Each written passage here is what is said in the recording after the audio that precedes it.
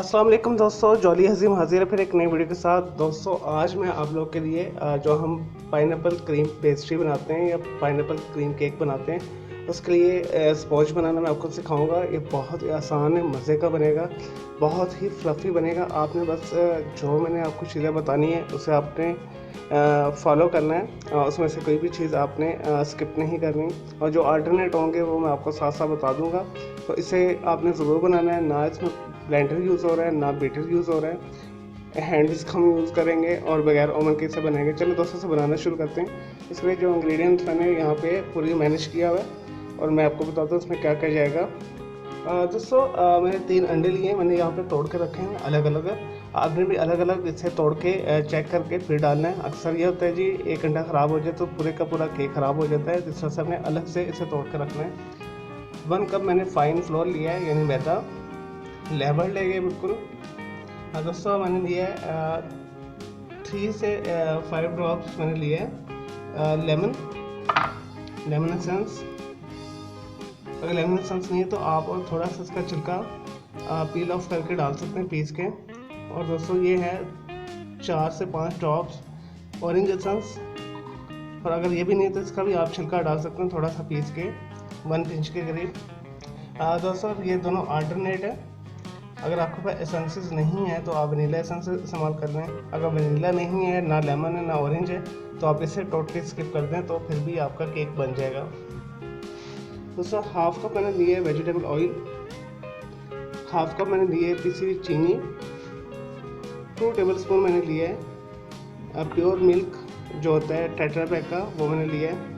1 teaspoon मैंने लिया है बेकिंग पाउडर। चलो दोस्तों इसे बनाना शुरू करते हैं। इसके लिए जो हमारी तैयारी है, मैंने ये 8 इंच का पैन लिया है, ये ग्लास का है। अगर आपके पास राउंड है तो आप राउंड भी ले सकते हैं, तो वो भी चल जाएगा। तो ये मैंने स्क्वायर में लिया है ग्लास का ये।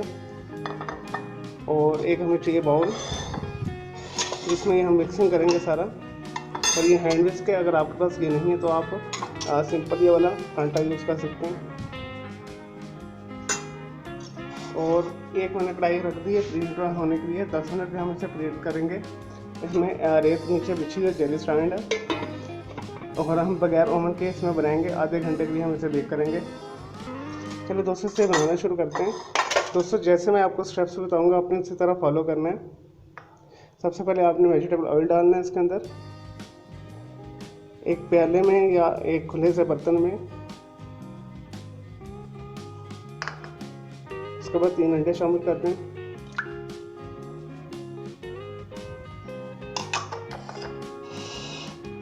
इसके बाद दूध शामिल कर दें।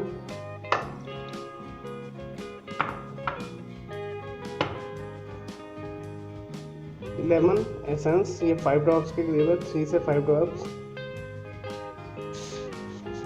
ऑरेंज एसेंस ये भी 3 से 4 ड्रॉप्स हैं।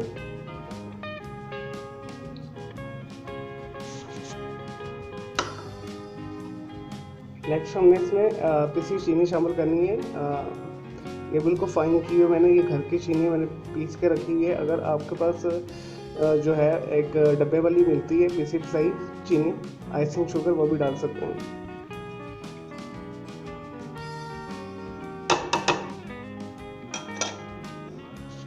इसके बाद दोस्तों हमारे पास 2 चीज़ें बच गई हैं, बेकिंग पाउडर और मैदा। ये हम बाद में शामिल करेंगे। इससे पहले हम 5 मिनट के लिए कांटे के साथ, या जो मैंने आपको दिखाया था विस्क, उस साइज से बीट करेंगे 5 to 10 मिनट्स के लिए।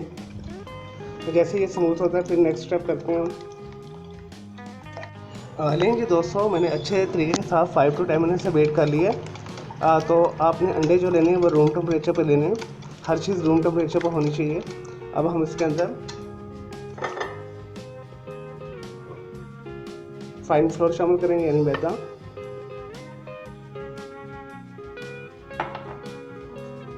Baking powder 1 teaspoon. और अब मज़ीद इसे 5 to 10 मिनट्स हम अच्छे तरीके के साथ बीट करेंगे। इसी विस्क के साथ या फोर्क के साथ कर लें, कांटे के साथ। लेकिन जी दोस्तों मैंने अच्छे तरीके के साथ से बीट कर लिया है विस्क के साथ, हाथ वाली विस्क के साथ।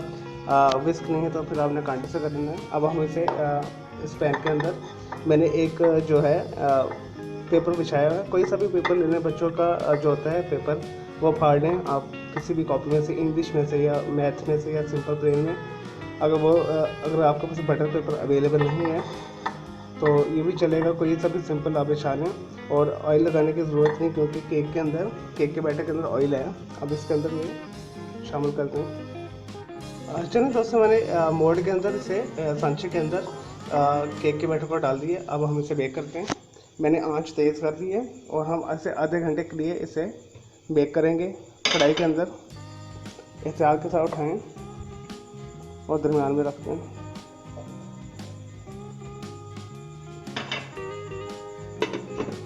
30 से 35 मिनट के लिए रखने से ये हो जाएगा। अगर नहीं होता, आपने नीडल शामिल करनी है 35 मिनट बाद। अगर केक कच्चा हुआ तो वो नीडल के साथ रह जाएगा, अगर पक जाएगा तो वो नीडल बिल्कुल खुशक आएगी।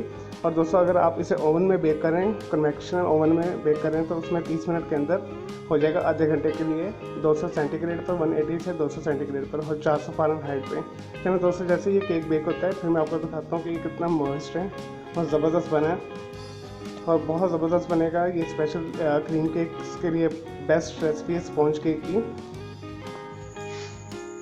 लेकिन जी दोस्तों, हमारा मज़ेदार जो है स्पॉन्ज केक तैयार है, जो हमने क्रीम केक्स वगैरह के लिए बनाया है। देखिए, मैं आपको दिखाता हूँ कितना ये सॉफ्ट है,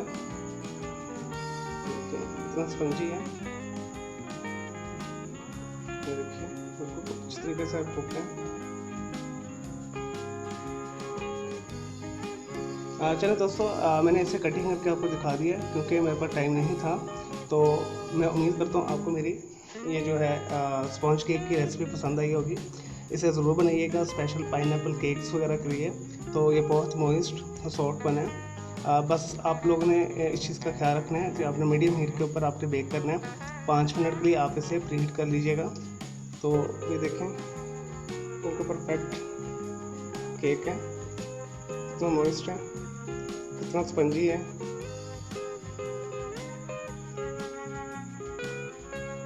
तो इसे ज़रूर बनाइएगा।